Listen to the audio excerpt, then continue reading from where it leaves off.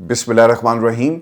अस्सलाम वालेकुम नाज़रीन, मैं हूं इरफान हाशमी और आपको प्रोग्राम में खुश आमदीद कहता हूं। तारीफ़ ही उस रब्बुल इज़्ज़त के लिए जिसकी तरफ हम सबको लौट कर जाना है और जिसके हुजूर हम सबको एक दिन पेश किया जाएगा। दोस्तों, आज 3 जनवरी है, दिन है हफ्ते का, और आज की हमारी ये दूसरी वीडियो है।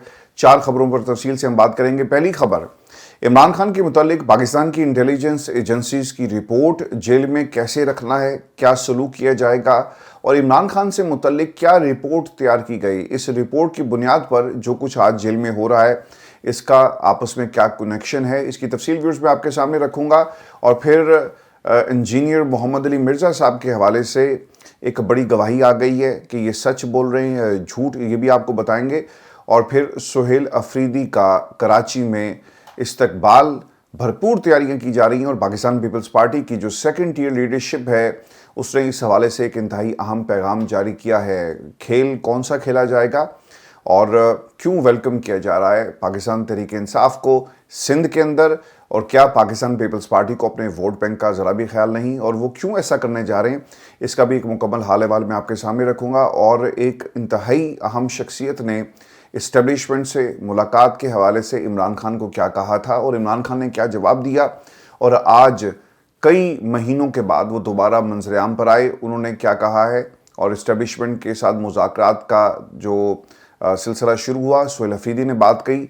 तो पाकिस्तान तहरीक इंसाफ के अंदर आम तासुर क्या पाया जाता है और पॉपुलर लीडरशिप, पॉपुलर पोजीशन और पॉपुलर सियासत ये कितनी इंपॉर्टेंट होती है और इसका क्या असर निकलता है कि आप जो भी बात करें उसको हाथों हाथ पाकिस्तान की आवाम या फिर आपके अपने लोग जो हैं वो एक्सेप्ट करते हैं। इसकी वजह क्या है, इसका भी एक मुकम्मल हाल अहवाल मैं आपके सामने रखूंगा। और फिर अमेरिका ने वेनेजुएला में बड़ी कार्रवाई की, सदर को गिरफ्तार किया, वजह क्या बनी है। अमेरिका ने पिछली सदी में जितने भी अपने जो एम्बिशंस थे, फौजी एम्बिशंस कहें, एडवेंचर कहें, what ever you call them, जब भी वो किसी मुल्क में उतरे हैं तो इसकी वजह क्या वहाँ पर डेमोक्रेसी का ना होना था या फिर कोई और वजह बनी। क्या वो तेल है, रेयर अर्थ मिनरल्स हैं, मादनियात है जिनके ऊपर अमेरिका की नज़र थी। वेनेजुएला के तनासुर में ये बात कितनी दुरुस्त है। और वेनेजुएला दुनिया का सबसे रिच मिनरल एक ऐसा मुल्क है जहां अमेरिका की नज़र है। माजी के बयानात, आज क्या हुआ, हमला, फौज तैनात और इमरजेंसी के जो मामलात हैं, इसकी तफसील भी मैं आपके सामने रखूंगा। लेकिन व्यूअर्स, प्रोग्राम शुरू करने से पहले मेरी आप तमाम सुनने और देखने वालों से दरखास्त है कि आपने इरफान हाशमी टॉक्स को जाकर अभी सब्सक्राइब करना है। मैं आपसे ना रोज़ाना की बुनियाद पर रिक्वेस्ट इसलिए करता हूँ क्योंकि ये इस प्लेटफॉर्म के लिए नहीं, ये हमारे अपने लिए नहीं है, किसी फ़र्द वाहिद के लिए नहीं है, ना इसमें कोई पर्सनल एजेंडा है, इसमें आवाम का एजेंडा है, इसमें पाकिस्तान के बच्चों का एजेंडा है, पाकिस्तान के नौजवानों की स्किल सेट का मामला है। तो आप इसमें अपना साथ हमारे साथ जो है वो जोड़ें और ताकत बने और ज़रूर इसका हिस्सा बने। इरफान हाशमी टॉक्स को जाकर ज़रूर सब्सक्राइब कीजिएगा। लेकिन फिर सबसे पहले आपको बताएं कि इमरान खान की इंस्ट्रक्शंस आई और इन इंस्ट्रक्शंस के बाद सुहेल अफरीदी ने स्ट्रीट मोबिलाइजेशन का एक्टिवली आगाज़ कर दिया। पंजाब में आए, पंजाब के जो हालात थे वो आपके सामने थे, लेकिन अब सुहेल अफरीदी सिंध जा रहे हैं। सिंध जाना कोई बड़ी खबर नहीं है, लेकिन पाकिस्तान पीपल्स पार्टी का सुहेल अफरीदी को वेलकम करना ये बड़ी खबर है। जो पिछले 7 घंटों में और कल के जो बयान थे, इनसे आपको पता चलता है कि पाकिस्तान पीपल्स पार्टी पंजाब हुकूमत को, मरियम की हुकूमत को, सरकार को ये पैगाम देना चाहती है कि हम पीटीआई से बात करेंगे और पीटीआई को अपनी पिच भी मुहैया करेंगे जहां पर वो जैसा चाहे मैच खेल सकते हैं। और दूसरा, वो पाकिस्तान के ताकतवरों को भी पैगाम दे रहे हैं कि हम पाकिस्तान तहरीक इंसाफ, जिसके साथ पंजाब में जुल्म होता है, जिनके साथ वफाक में जुल्म होता है, अदालतों में जुल्म होता है, लेकिन हम सिंध के अंदर इनको पूरा मौका देंगे कि वो आएँ, यहाँ पर पॉलिटिकल कैंपेन करें और उन्हें रोका ना जाए और वो जमहूरी होने का दावा करेंगे। असल में खेल ये है कि दोनों को पाकिस्तान तहरीक इंसाफ के नाम से डराना है। अब पाकिस्तान तहरीक इंसाफ और इमरान खान के नाम से ना इस वक्त ये तमाम जो स्टेक होल्डर्स हैं, जितने भी इत्तेहादी हैं, एक दूसरे को डरा रहे हैं। नून लीग की हुकूमत ने खबरें लॉन्च करवाना शुरू कर दी कि मुज़ाकरात जो है इमरान खान से करने का जो प्लान था वो बाबूजी का था। जिस तरह भारत के साथ जंग करने का पूरा प्लान जो डिज़ाइन किया वो बाबूजी ने किया, इसी तरह इमरान खान से मुज़ाकरात की बात भी बाबूजी कर रहे हैं। और ये वही बाबूजी हैं जिन्होंने 3 हफ्ते पहले एहतसाब की बात की थी کہ جو ان لوگوں کو لے کر آئے ان کا بھی احتساب کرو. یعنی جو لوگ لے کر آئے بقول آپ کے ان کا آپ احتساب کروا رہے ہیں, لیکن مذاکرات کے لیے آپ عمران خان کا دروازہ کھٹکھٹانے کے لیے اس کے در پہ بیٹھ گئے. کوئی بات اس پہ یقین کرے گا؟ نہیں کرے گا. یہ صرف اور صرف پاکستان کے طاقتور حلقوں کو عمران خان کا نام لے کر ڈراتے ہیں. ٹھیک ہو گیا, سیاست کر رہے ہیں. دوسری طرف پاکستان کی اسٹیبلشمنٹ بھی سر یہی کام کرتی ہے. بہت سارے لوگوں کے ذریعے خبریں پھیلائی جاتی ہیں کہ بات ہو رہی ہے, لوگوں سے عمران خان کے رابطے ہیں اور یہ معاملات آگے بڑھیں گے تاکہ پاکستان کی سیاسی جماعتوں کو ڈرایا جائے کہ اگر تم ہمارے ساتھ بات نہیں کرو گے تو دیکھو ہم جیل میں جو بیٹھا ہے نا اس کو باہر لے آئیں گے. اور پھر اب پاکستان پیپلز پارٹی بھی سر یہی کام کر رہی ہے. یہ جو آپ کو سہیل افریدی وزیر اعلیٰ سندھ اور ملاقاتوں کے بارے میں جو خبریں سننے کو مل رہی ہیں یہ ایسے نہیں ہیں. مثال کے طور پر سہیل افریدی صاحب کا ایک بیان آیا, وہ یہ کہتے ہیں کراچی کے دورے کے دوران میری ملاقات وزیر اعلیٰ سندھ سے بھی ہوگی اور انہوں نے اس حوالے سے جو ہے ان کو آگاہ کر دیا گیا ہے. وزیر اعلیٰ سندھ سے ملاقات کی دعوت دی ہے. ملاقات کے دوران کراچی میں پختون کمیونٹی کو درپیش مسائل کے حوالے سے ہم بات کریں گے. کراچی کے کچھ ہسپتالوں میں ہیلتھ کارڈ پر علاج پر خیبر پختونخوا کے لوگوں کو مسائل کا سامنا ہے. وزیر اعلیٰ سندھ سے کہوں گا کہ ہیلتھ کارڈ پر علاج میں درپیش مسائل کو دور کیا جائے. کراچی میں I S F, I L F, P T I کے رہنماؤں اور ورکر سے ملاقاتیں کروں گا. کراچی میں پی ٹی آئی کے اراکین, قومی اور صوبائی اسمبلی سے میں ملوں گا. تو یہ پلان ہے سہیل افریدی کا. نوید قمر صاحب کی جی صبح انٹری ہو گئی اور انہوں نے صبح آتے ہی کیا کہا, انہوں نے کہا جی کہ سہیل افریدی صاحب ویلکم ٹو کراچی, آپ آئیں, ہم آپ کو یہاں پہ پروٹوکول دیں گے. وزیر اعلیٰ سندھ سینئر وزراء کی جانب سے سہیل افریدی کو یہ پیغام دے دیا گیا کہ سرکار آپ کے ساتھ جو پنجاب میں سلوک مریم کی سرکار نے کیا, ہم آپ کے ساتھ یہ سلوک یہاں پر نہیں دہرائیں گے بلکہ ہم آپ کو ویلکم کریں گے. تو سہیل افریدی صاحب اور عمران خان, دیکھیں غور کیجئے گا, یہ وہ سہیل افریدی ہے جسے آج سے پہلے کچھ مہینے جب سے یہ وزارت کی کرسی پر بیٹھے ہیں اس سے پہلے انہیں کوئی نہیں جانتا تھا. عمران خان کی ایک طرح سے ان کے اوپر اعتماد کا پیغام اور پھر اس اعتماد کے ذریعے انہیں اس کرسی پر بٹھایا گیا تو لوگوں نے انہیں وہی مقام دیا جو عمران خان کو پاکستان کی عوام دیتی ہے. تو یہ ایک ٹرسٹ کا رشتہ ہے. پاکستان کی عوام عمران خان پہ اعتبار کرتی ہے اور عمران خان جس کو بھی نومینیٹ کرے گا اگر وہ سونا تھا تو وہ ہیرا ہو جائے گا. اور یہ جو بات کر رہے ہیں نا کہ اب ہمیں وڑائچ صاحب کے سونے کی نہیں ہیرے کی ضرورت ہے, اصل ہیرا یہ ہے عمران خان کی نومینیشن اور عوام کا اس کے ساتھ چلنا, عوام کا اس کے ساتھ نکل کر عمران خان قیدی نمبر 804 کے نعرے لگانا, یہ سب تعلق تھا. اور یہ ایک دن میں نہیں کمایا جاتا. یہ کسی کے کہنے پر آپ مینار پاکستان کو بھر دیں, سرکاری ملازمین کو لا کر اور کبوتر اڑائیں, یہ کام تو ہو سکتا ہے, لیکن عوام کے ساتھ تعلق اصل راستہ ہے جمہوریت کا, اور یہ کنیکشن جو آپ کو نظر آ رہا ہے. اب سہیل افریدی صاحب سندھ میں جا رہے ہیں سر, اور جو انہیں پیار ملا پنجاب کے اندر عوام کی طرف سے, نوٹ سرکار کی طرف سے, عوام کی طرف سے, یہی مناظر ہمیں سندھ میں بھی دیکھنے کو ملیں گے. لیکن پاکستان پیپلز پارٹی اس معاملے کو اب ایک پولیٹیکل رنگ دے رہی ہے, یعنی وہ اسے استعمال کرے گی اور یہ ایک باقاعدہ اعلان ہوگا اسٹیبلشمنٹ کے خلاف اور پاکستان مسلم نون کی سرکار کے خلاف اور اس اتحاد کے خلاف. تو پاکستان پیپلز پارٹی سر اس سچویشن کو استعمال کر رہی ہے اپنے فائدے کے لیے, پولیٹیکل فائدے کے لیے, بالکل اسی طرح جیسا الیکشن میں انہوں نے کیا. عطا تارڑ کے علاقے میں جب بلاول نے تقریر کی تھی تو اس وقت اس نے کہا تھا کہ پی ٹی آئی کے جتنے بھی نوجوان ہیں وہ ناراض مت ہوں اور یہ ووٹ مجھے دیں اور دیکھیں پھر میں آپ کے لیے کیا کرتا ہوں. تو یہ اپرچونٹی کو استعمال کرنا انہیں آتا ہے اور وہ اپرچونٹی کو استعمال کریں. نوید قمر صاحب جو ہیں وہ بھی ان ایکشن تھے, باقی لوگ بھی ان ایکشن ہیں اور یہ پیغامات دیے جا رہے ہیں. اور یہ یقیناً آصف علی زرداری صاحب کے کہنے پہ سب کچھ ہوا ہے. اسلام آباد بار سے اب خطاب کی تیاری ہے جی. سہیل افریدی اسلام آباد پیر والے دن پہنچ رہے ہیں جہاں پہ وہ اسلام آباد ڈسٹرکٹ بار ایسوسی ایشن کے ارکان سے پاکستان کی بقا جمہوریت میں کے عنوان پر خطاب کریں گے اور ان کو اب ایک لائم لائٹ مل رہی ہے. تو یہ عمران خان کی وجہ سے سب کچھ پاکستان میں ہو رہا ہے. علی بن گنڈا پر آج سوچتا ہوگا نا کہ کاش میں نے اسٹیبلشمنٹ کی بات نہ مانی ہوتی تو آج اس ملک کے اندر عمران خان کے بعد اگر کسی کا نام ہوتا تو وہ میرا ہوتا. لیکن اب یہ پوزیشن, یہ موقع سہیل افریدی کو مل رہا ہے. دوستو یہ بھی میں آپ کو خبر دوں کہ جب یہ سب کچھ سندھ کے اندر ہو رہا ہے, آپ کو سب چیزیں اچھی نظر آ رہی ہیں, وہیں پر وارنٹ گرفتاری سر جاری ہو گئے ہیں سہیل افریدی کے. اور وزیر اعلیٰ کے پی کے سہیل افریدی کے ریاستی ادارے سے متعلق گمراہ کن اور ساخت متاثر کرنے والے الزامات پر درج مقدمات میں عدم حاضری پر ناقابل ضمانت وارنٹ گرفتاری جاری ہوا. اسلام آباد کے سینئر سول جج عباس شاہ نے سہیل افریدی کو گرفتار کر کے پیش کرنے کا حکم دیا. تو یہ ہوگا، بالکل ہوگا، لیکن سہیل افریدی صاحب پہنچ جائیں گے. لیٹس سی کہ ان کو گرفتار یا ہتھکڑیاں لگائی جاتی یا نہیں لگائی جاتی. It's not possible. لیکن آپ کو یاد ہوگا کہ علی امین گنڈا پور کے اوپر بھی وہ جو شراب برآمدگی کا کیس تھا، انہوں نے بطور ہتھیار ان کے خلاف استعمال کیا، اور ان کے بارے میں بھی اس قسم کی کیسز چلتے تھے تاکہ جب بھی ان کو کنٹرول کرنا ہو تو ہم بوقت ضرورت ایسے کیس کو جو ہے وہ ایکٹیو کر دیں، اور فیصلہ ساز جو ہیں یہ کام کرتے آئے ہیں. تو سہیل افریدی کے بھی وارنٹ گرفتاری جو ہے وہ جاری کر دیے گئے ہیں. اور دوستوں آپ کو یہ بھی خبر دیں کہ کل سہیل افریدی نے پاکستان کی اسٹیبلشمنٹ سے ملاقات کے حوالے سے کہا کہ ہم ملاقات کے لیے تیار ہیں. اب اس کا پولیٹیکل اثر کیا پڑا؟ اگر یہ سٹیٹمنٹ علی امین گنڈا پور دے یا آج بیرسٹر گوہر دینا، کوئی اس کے اوپر یقین نہیں کرے گا. ایسا ہی ہے نا.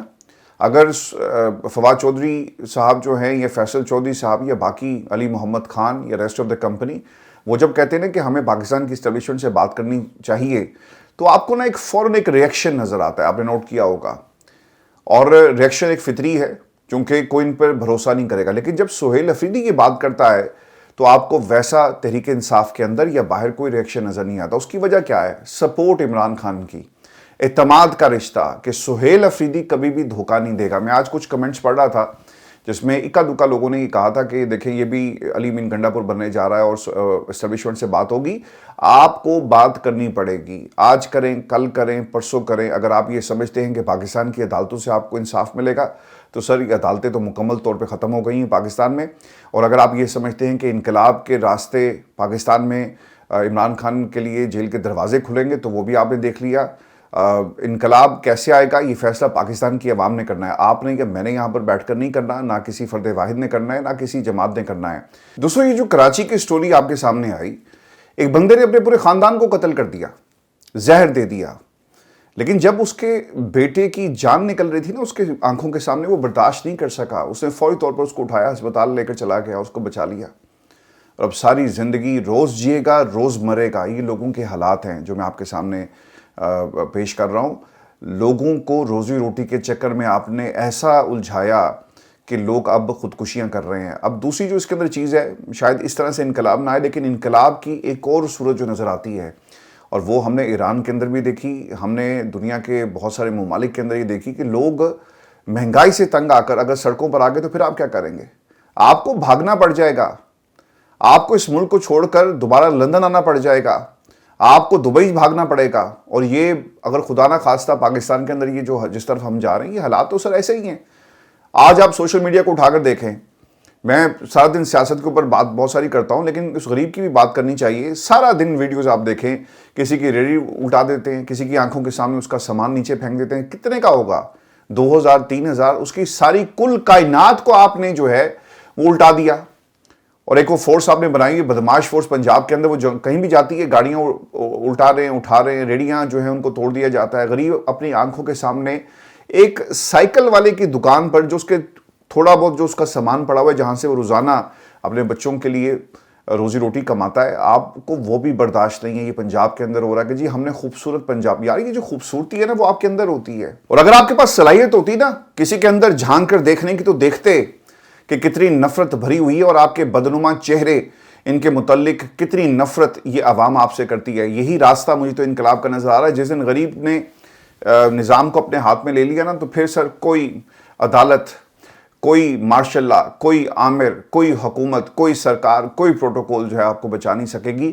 اور یہی واحد راستہ نظر آتا ہے. پاکستان میں عمران خان کو جیل میں رکھنا اور جیل میں کس طرح توڑنا ہے، اس کی باقاعدہ ایک پلاننگ کی گئی. میں آپ کو یہ خبر دے رہا ہوں دوستو، جب خان صاحب کو جیل میں نہیں ڈالا گیا تھا تو اس وقت انٹیلیجنس رپورٹس جو پیش کی جاتی تھی وہ عمران خان کی صحت کے متعلق، عمران خان کے کو کیا پسند ہے کیا پسند نہیں ہے، یہ سب تیار کیا گیا. آپ کو یاد ہوگا کہ آصف علی زرداری نے ایک انٹرویو دیا جس میں اس نے کہا کہ ہم تو جیل کاٹ لیں گے لیکن آپ سے جیل نہیں کٹے گی.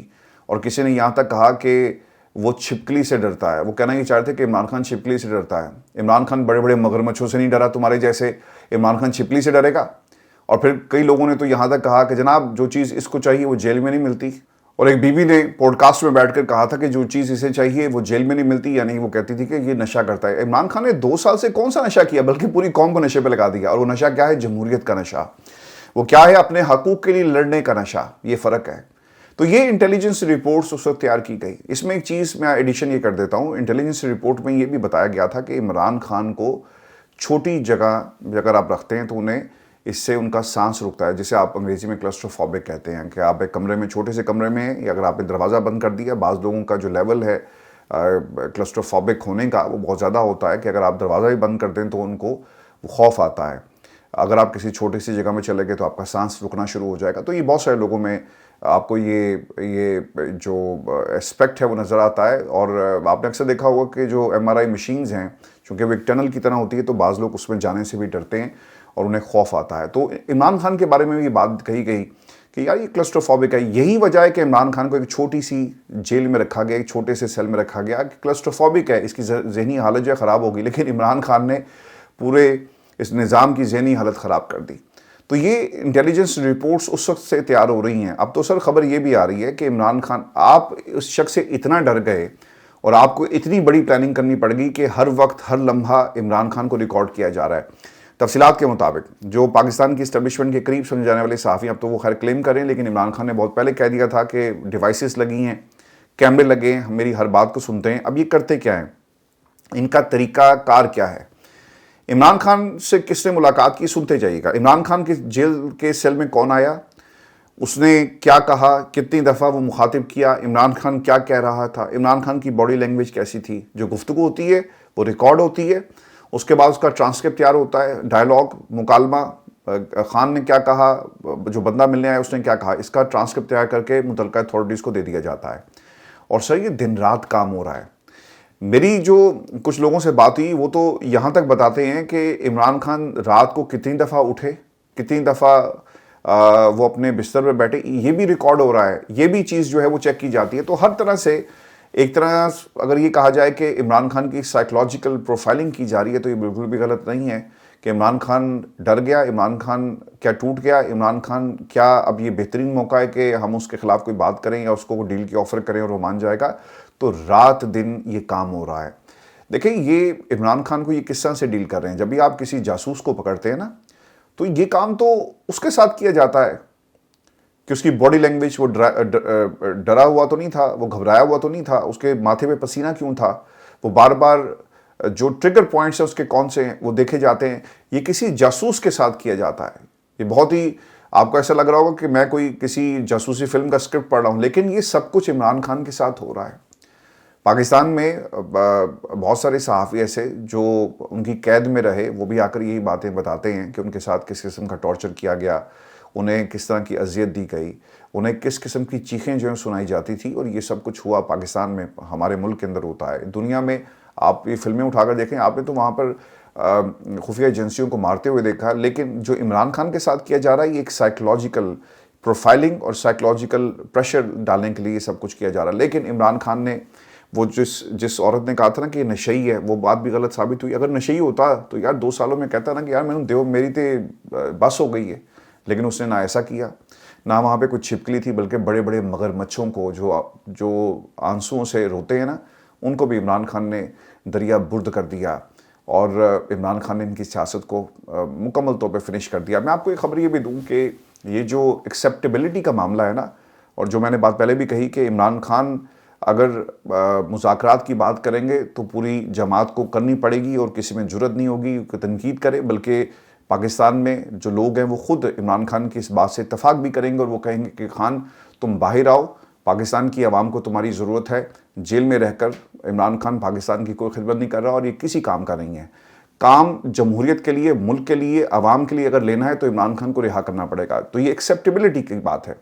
اگر یہ بات تحریک انصاف کے باقی وہ لیڈرشپ جس کو انہوں نے خود ہی مائنس کر دیا, اپنے آپ کو انہوں نے خود ہی مائنس کر دیا, اگر وہ یہ باتیں کریں گے تو کوئی ان کے اوپر یقین نہیں کرے گا, کیونکہ کریڈیبلٹی کا معاملہ ہے. اعظم سواتی صاحب بھی ان میں سے ایک تھے. آج سہیل افریدی نے تو کہہ دیا کہ میں ملنے کے لیے تیار ہوں, تو کسی قسم کا آپ کو کوئی ریئیکشن نظر نہیں آتا. اور لوگ کہتے ہیں بالکل ٹھیک ہے, بات کریں, عمران خان کو باہر نکالیں. ہم بھی آپ کو یہی کہہ رہے تھے.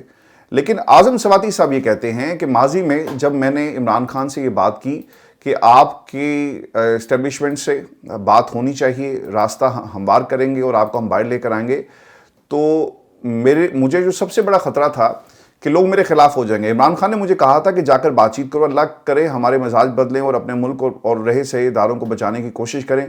میری عمران خان تک رسائی نہیں. میں نے انہیں کہا تھا کہ مجھے میری پارٹی والے نہیں چھوڑیں گے اگر میں نے باہر جا کر بات کی. تو اعظم سواتی یہ جتنے بھی لوگ ہیں ان کی سر ایکسیپٹیبلٹی نہ پاکستان کی عوام میں ہے اور نہ ہی جماعت کے اندر ہے اور نہ ہی ان حلقوں میں جہاں پر عمران خان جن کے اوپر ٹرسٹ کرتے ہیں. تو اعظم سواتی صاحب کے بارے میں ماضی میں بھی یہ بات ہو چکی ہے اور کوٹ ان کوٹ میں نے آپ کو اس سے پہلے بھی بتایا تھا کہ عمران خان نے ان کو کہا تھا کہ اعظم سواتی یہ تمہارے سے نہیں ہوگا اور وہ مذاکرات نہیں کرنا چاہتے اور تم اس راستے پہ نہ چلو. لیکن یہ راستہ جو اب سہیل افریدی نے اپنایا اور یہ آج کی ہیڈ لائنز بھی لگی ہیں, میں نے کل رات ہی آپ کو بتا دی تھی جب یہ ملاقاتیں کر کے کچھ دوست باہر آئے تھے تو میری بات بھی ہوئی تفصیل کے ساتھ کہ سہیل افریدی پاکستان کی اسٹیبلشمنٹ سے بات کرنے کے لیے تیار ہیں, ملاقات کے لیے بھی تیار ہیں اور اس وقت یہ ملاقاتیں ہوں گی, بات ہوگی, ملاقات تو ہو جائے گی لیکن بات اس وقت ہوگی جب عمران خان باقاعدہ اس کا کوئی حکم جو ہے وہ جاری کریں گے. اور پھر صاحب کو یہ بھی خبر دیں کہ امریکی صدر ڈونلڈ ٹرمپ کے حکم کے اوپر وینزویلا پر حملہ کیا گیا. مختلف فوجی تنصیبات کے اوپر یہ حملہ ہوا ہے. رات کی تاریکی میں یہ حملہ کیا گیا ایسے وقت میں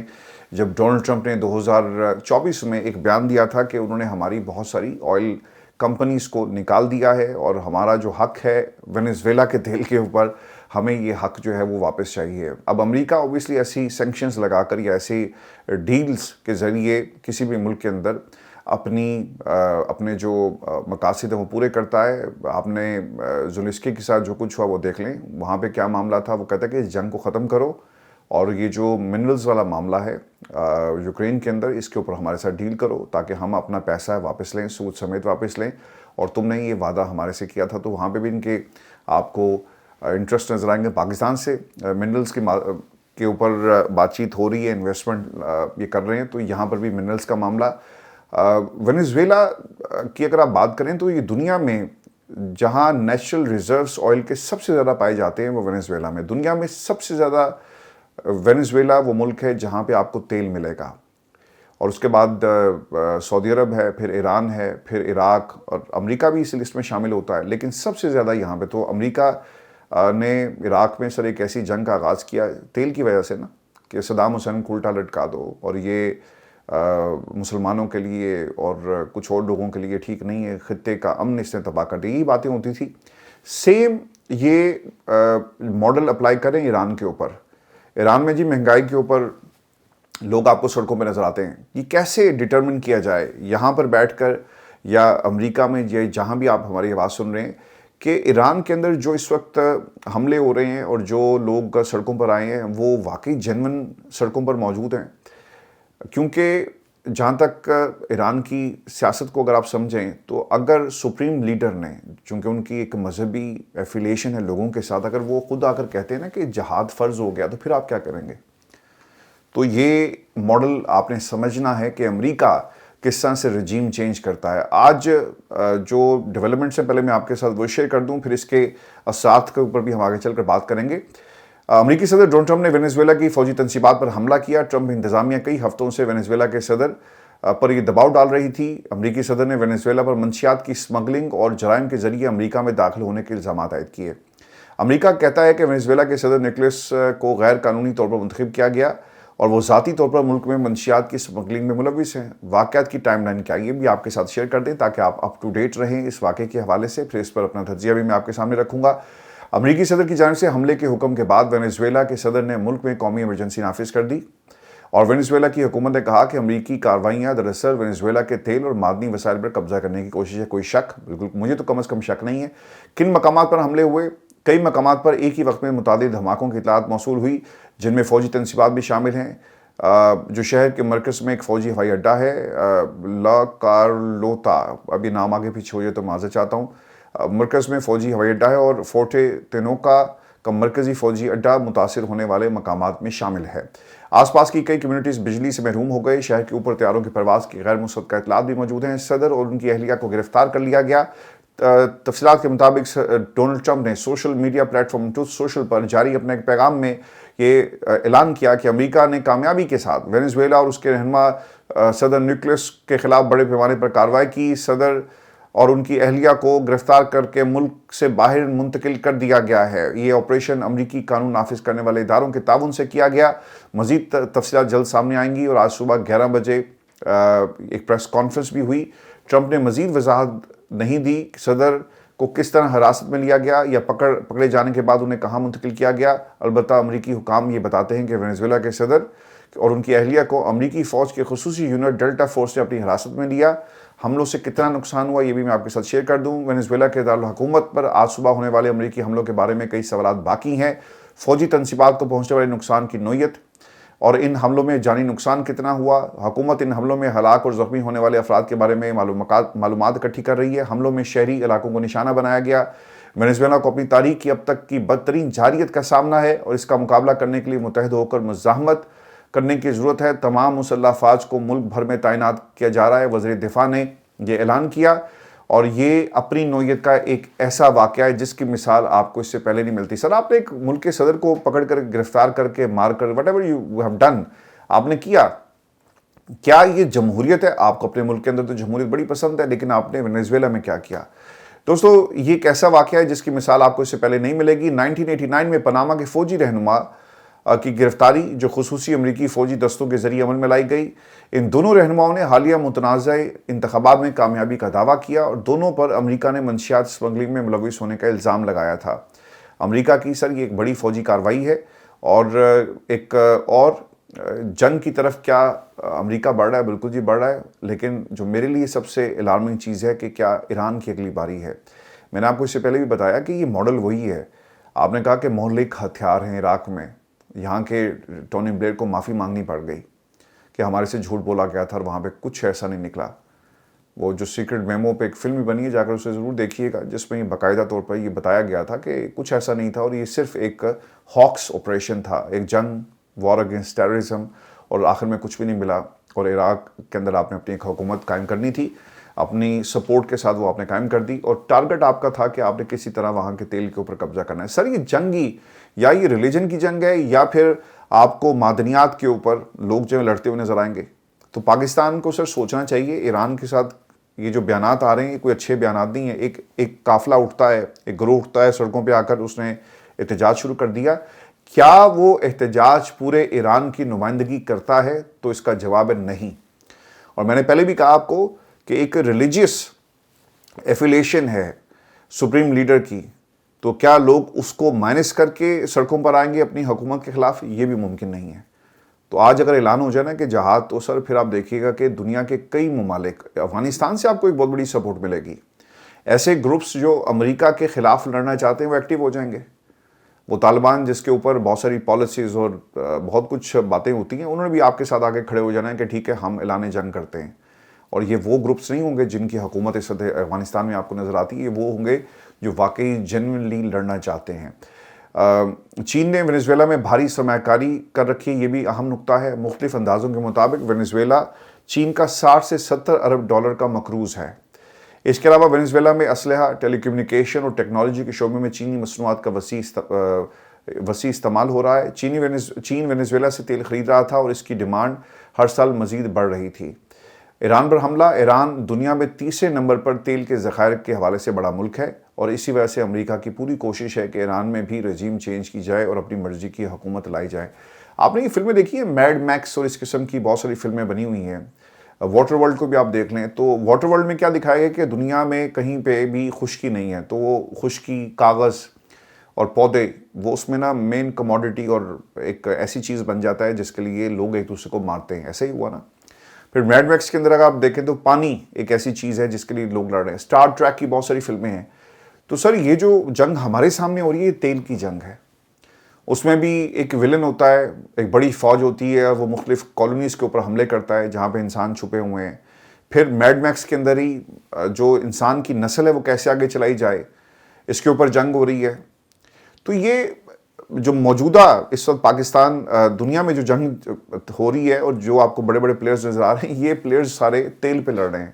تو کسی دھوکے میں مت رہیے گا، حالات بدلتے سر دیر نہیں لگتی۔ آپ نے کہا ہے کہ ایک نجائز حکومت، پاکستان میں بھی تو سر ایک نجائز حکومت ہے، لیکن سپورٹ آپ کو پوری ملے گی۔ میں آپ کو آخر میں پاکستان کی معیشت کے حوالے سے خبر دے دوں، اہم خبر، اور ہمارا ٹیکسٹائل کا جو جو پہیا کس طرح سے اب یہ گھوم نہیں رہا بلکہ کسی اور کے جو اپنے اثاثے ان کا پہیا سر گھوم رہا ہے۔